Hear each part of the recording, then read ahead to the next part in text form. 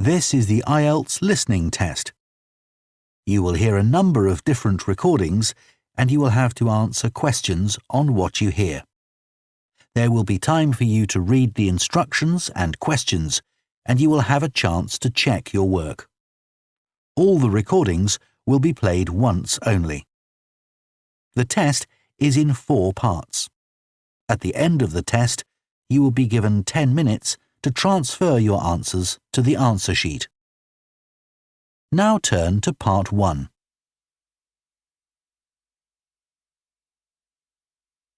Part 1. You will hear a woman who is applying for a driving licence. First, you have some time to look at questions 1 to 5.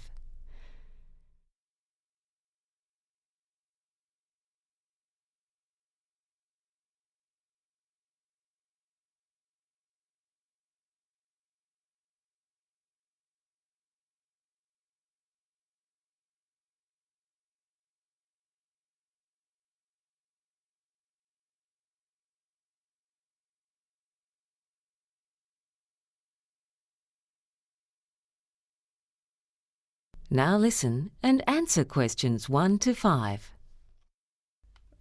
Good morning. Can I help you? I'd like to apply for a driving licence.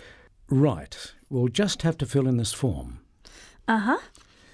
First, could you tell me your full name? Yes, it's Teresa Collins. Right. The woman says her name is Teresa Collins, so Teresa Collins has been written next to the example on the question paper. Now continue with questions 1 to 5. And what type of vehicle would you like to drive? Oh, just a normal car. That's a Class C licence then. Have you ever held a driving licence in another country? Oh no, I'm too young. Anyway, I think I'd be too scared to drive in another country. Right. I'll just need to get some personal details from you. Could I have your date of birth, please? Yes, it's the 17th of March 1994. And what's your address? 28 River Street. That's spelt R-I-V-E-R. Is that right? Yes. And that's in Bentley, isn't it? Yes. OK. And your phone number? I'll give you my home number. It's 3701 8699. Right. And what form of ID do you have with you? Well, I've got a bank card. Here it is. Let's see. No, we need something with your photo on it, like a student card. I've got that with me. Here you are. Yeah, that's fine. Now, there's an application fee of $55. How would you like to pay? We take credit cards, but not cheques, I'm afraid. And we take cash, of course, if you have enough money with you. I do, actually. And I try not to use my credit card if I can avoid it. Here you are. Thank you. Before you hear the rest of the conversation, you have some time to look at questions 6 to 10.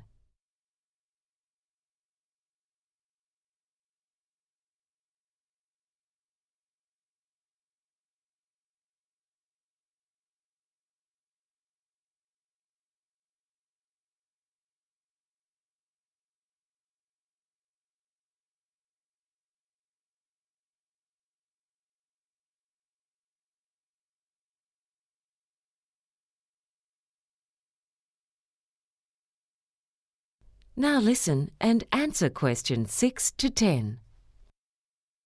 Right. Now, there are a few things I need to tell you about the licence.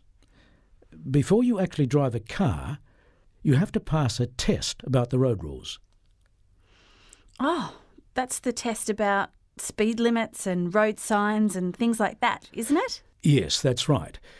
There are 2 parts to the test, and you're allowed to make a maximum of 2 errors in each section. So that's 4 altogether. And if I fail the test, can I do it again? Yes, you can, but you have to wait at least a week. Right.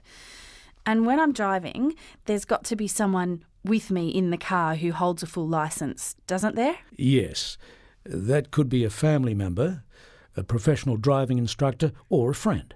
What about my older sister? Sure, as long as she's got the right kind of licence. Now, the learner's licence is valid for 9 months.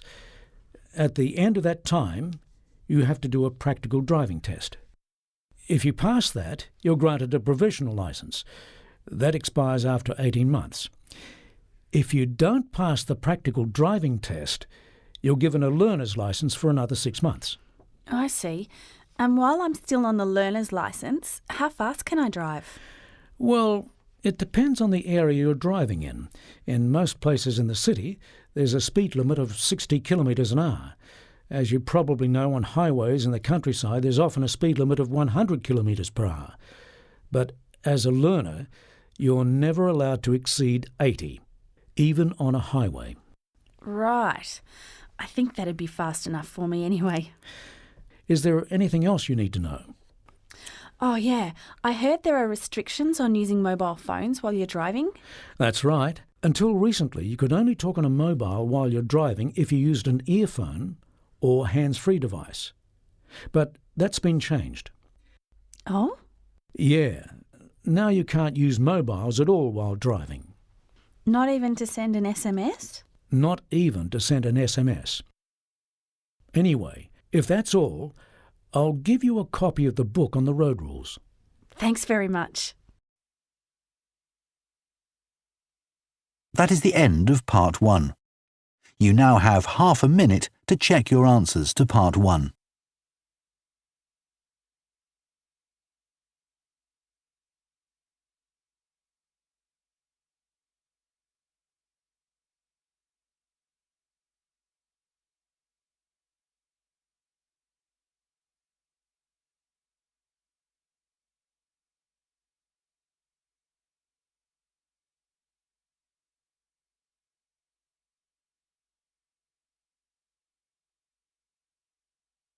Part 2. You will hear a training officer giving a talk to new staff who will be working at the information desk at an airport. First, you have some time to look at questions 11 to 15.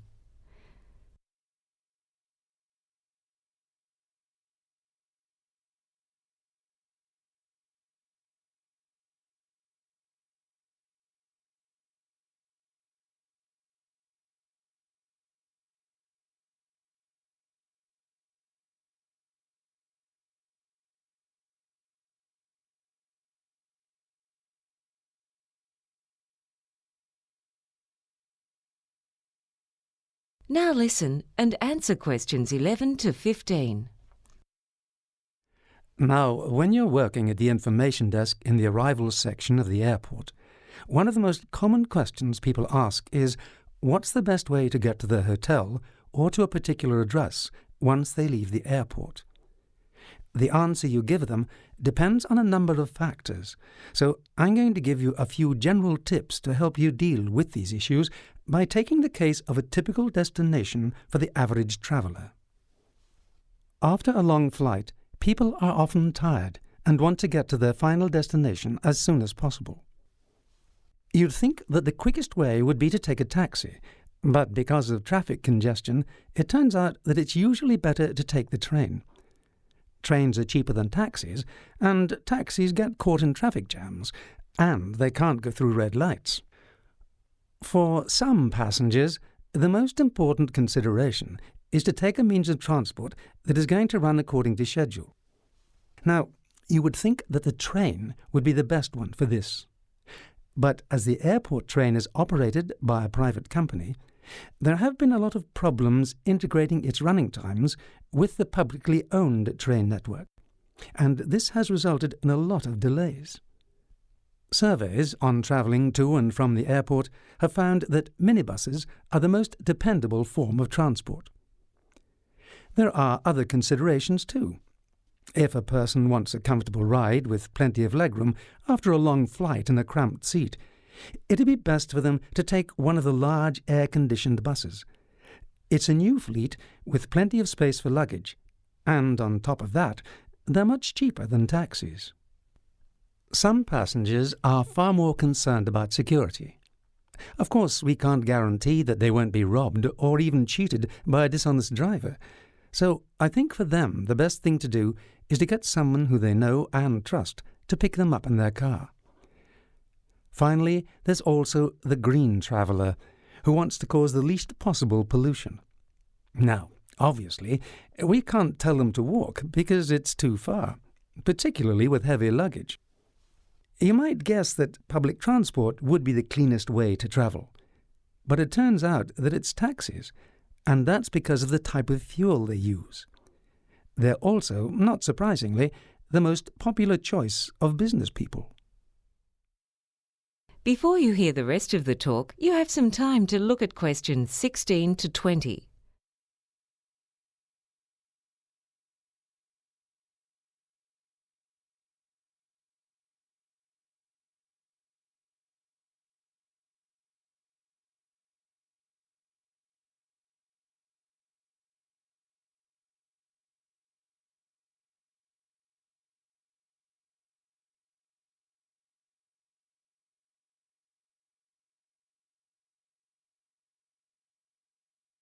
Now listen and answer questions 16 to 20. So far, we've been focusing on the arrivals section of the airport. Now we're going to be looking at the departures section. You've all got a copy of the floor plan of the departures section of the airport. Because of the recent renovations, a lot of people are disoriented when they see it for the first time, so you need to be familiar with the new layout. At the bottom of the floor plan, you can see where the passengers check in. They then go through security control, and in front of them is the information desk, right in the middle of the whole floor plan. Just to the right of the information desk, there's a news agency where you can buy newspapers and magazines. For those who like to do a bit of shopping, to the left of the information desk we have a jewellery store. It's well worth a look at. And a well-stocked electronics goods shop, and between those two there is a pharmacy. There used to be a dress shop in that position. At the top right-hand corner of the diagram we have the waiting lounge and the exit to the planes. In the top left-hand corner are the public toilets. You can use those toilets, or if you like, there are also staff facilities near the bookshop, but you'll need to get the key. Just behind the information desk we have some food outlets, and over to the right, next to the waiting lounge, is a cafe. When the renovations are completed, it will function as an internet cafe. At most airports, you get people congregating on the footpath smoking, which is unpleasant for the non-smokers entering and leaving the building. For that reason, we've set up a dedicated smoking room inside the terminal next to the bookshop. It's well ventilated and looks out onto the tarmac.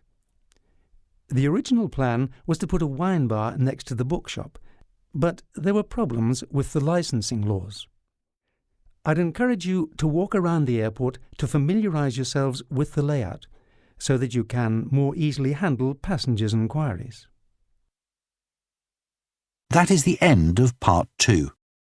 You now have half a minute to check your answers to Part 2.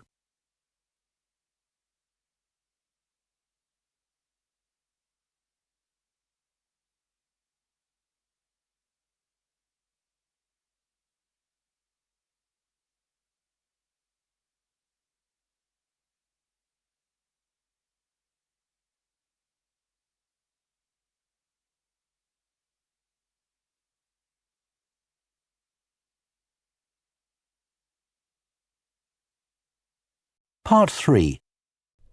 You will hear two college students reporting to their science class about a project they have done on an Australian animal called the Tasmanian devil.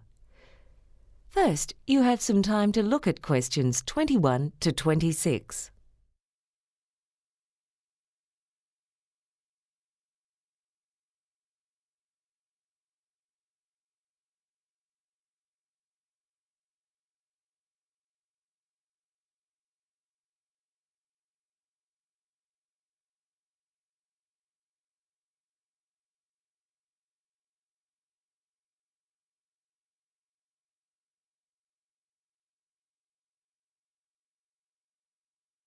Now listen and answer questions 21 to 26.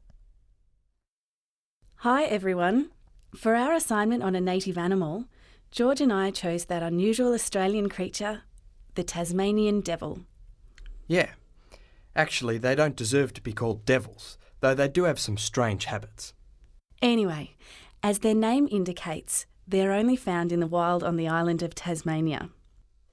You can find them all over the island, including in the southwest rainforests and in coastal heath areas, but they're most commonly found in the forests where there's less rainfall in the eastern and northern parts of the island. In fact, they live any place where they can get shelter during the day and food at night. Some of you may have seen one in a zoo. They're about the size of a small dog and are covered with short, soft, black fur with white markings on some parts of their bodies. An adult male can weigh from 5 to 13 kilograms and a female from 4.5 to 9 kilograms. They've got a large head and neck with heavy limbs. They're called devils because of the terrible sounds they make at night. This has given them an undeserved reputation for being aggressive, whereas in fact they're fairly shy creatures. But this doesn't mean that they're tame or friendly enough to be pets. And like kangaroos, they carry their young in a pouch. They have babies only once a year, and then about 20 are born at one time. But at that stage, they're only as big as a grain of rice. The babies have a race to the pouch because there are only 4 teats there, and the mothers rear an average of 3 young annually. The babies stay in the pouch for about 5 months. Then they're left in their nest or are carried on their mother's back when she goes out, and eventually they have to look after themselves at about 8 months. Then they in turn start breeding at the end of their 2nd year. And around 60% of them die in their first summer due to the tough competition for food.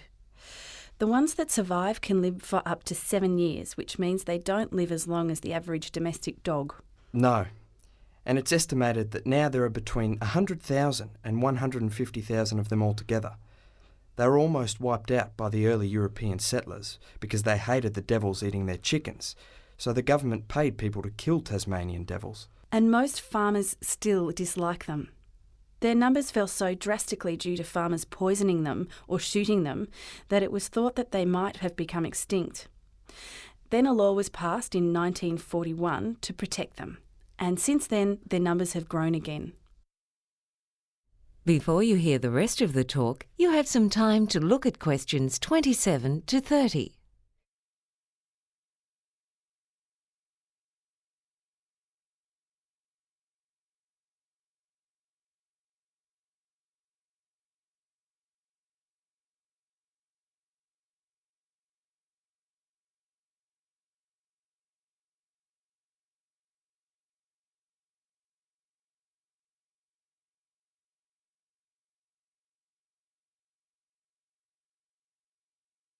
Now listen and answer questions 27 to 30.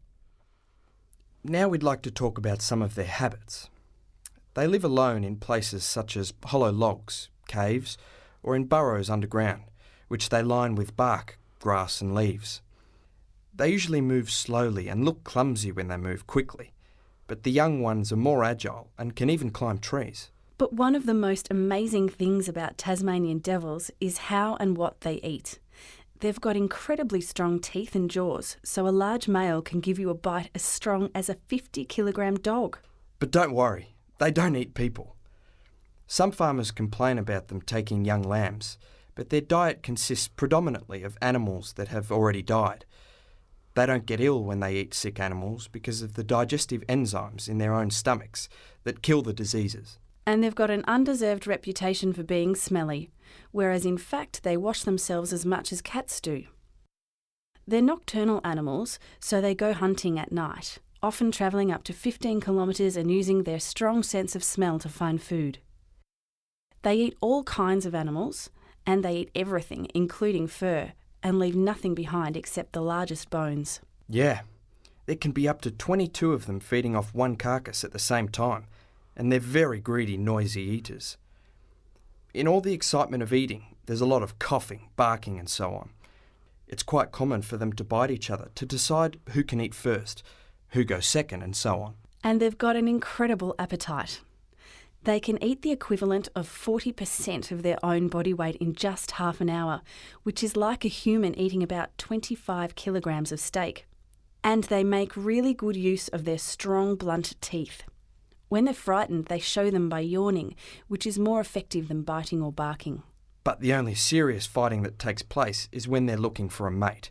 All in all, they're a fascinating little animal. That is the end of Part 3. You now have half a minute to check your answers to Part 3.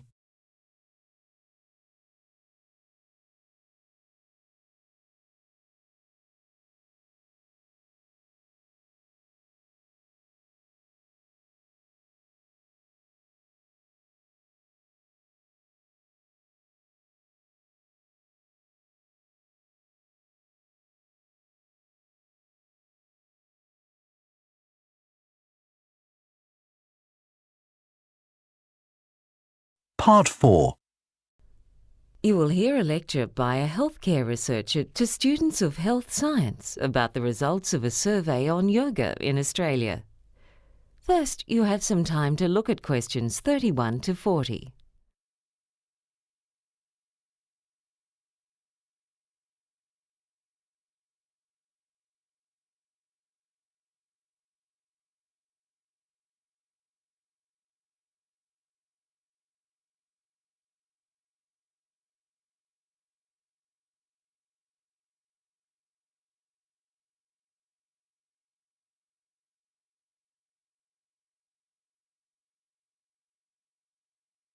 Now listen and answer questions 31 to 40.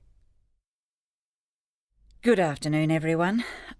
In today's lecture, I'm going to present some of the findings of the largest and most comprehensive survey of yoga practice ever conducted in Australia.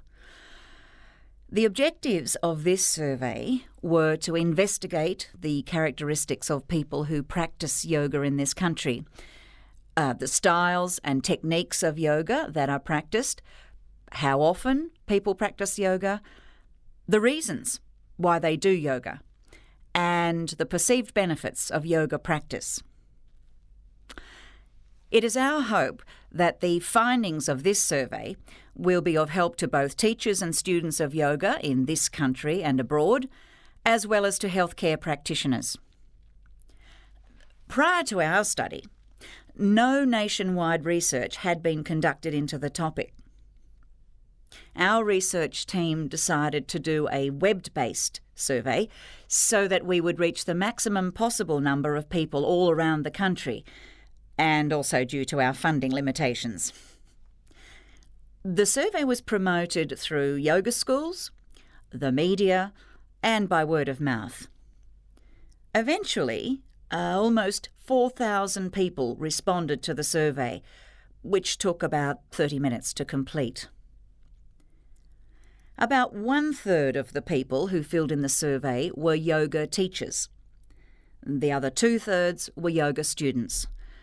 Overall, 85% of the respondents were women. Yoga means different things to different people, and reflecting its diversity, there are many types of yoga. Our survey found that it is males and younger people who are more attracted to some of the physically more demanding styles of yoga that have gained in popularity in the West over the past 2 decades, whereas older age groups went for more relaxing styles. Apart from providing exercise, yoga can also be a form of therapy, meditation, or a spiritual path. Government agencies have found that around 2% of the adult population practice yoga to a greater or lesser extent, with a much lower participation rate for people who have not yet turned 18. Both their research and our survey found that the age group with the highest participation rate in yoga classes is the 35 to 44-year-old group. There has been a slight decline recently in the popularity of yoga. However, this was in the context of a reduction in physical activities overall among the Australian population. A major reason for this trend is not the rise in the popularity of junk food, but because more and more people are playing computer games. 56% of the yoga students who responded to our survey attend class once or twice a week. In contrast, and not surprisingly, the same percentage of the yoga teachers in our survey said they taught or practiced yoga between 5 and 7 times per week. Most people initially take up yoga to improve their health and fitness, with an emphasis on flexibility and strength, but also in order to reduce stress or as a treatment for a physical problem, particularly for a bad back. Many of the respondents to our survey stated that their reasons for doing yoga changed after they started doing regular practice, with more than half claiming that they keep at it for their personal development, which could be interpreted in a variety of ways. Although overall yoga promotes physical and mental health, it can cause damage if not done properly. And care needs to be taken with inverted postures such as the headstand and shoulder stand, as well as with the lotus position, which is the cross-legged position that is commonly associated with yoga and meditation. A common admission in the survey among those who had sustained injuries was that they had pushed themselves too hard. Far less frequently, teachers were said to have caused injuries by pushing students too hard. A large number of our survey respondents reported that they work in healthcare occupations, and for most of the yoga teachers, teaching yoga is not their only source of income. Among the students, the most common healthcare occupation is nursing, whereas among teachers, the largest group worked as massage therapists. Many also worked as nurses, psychologists, and practitioners of alternative medicine. In the survey, we also looked at incomes. We didn't ask for individual incomes, but household incomes. That is, the total income of all the people that survey respondents lived with. We found that around 3/4 of the students and 60% of the teachers have a household income above $50,000 per year, whereas just 9% of the students are on an annual household income below $30,000. 1 in 5 of the teachers belong to this group. It would seem that being a yoga teacher is not a path to riches. Yoga itself isn't that expensive, with the average person spending just under $100 a month on yoga practice and accessories. Overall, yoga was found to have a positive impact on people's lives, with a clear majority concluding that their physical, mental and emotional health, as well as their relationships, were better or much better than before they started doing yoga. That is the end of Part 4. You now have 1 minute to check your answers to Part 4.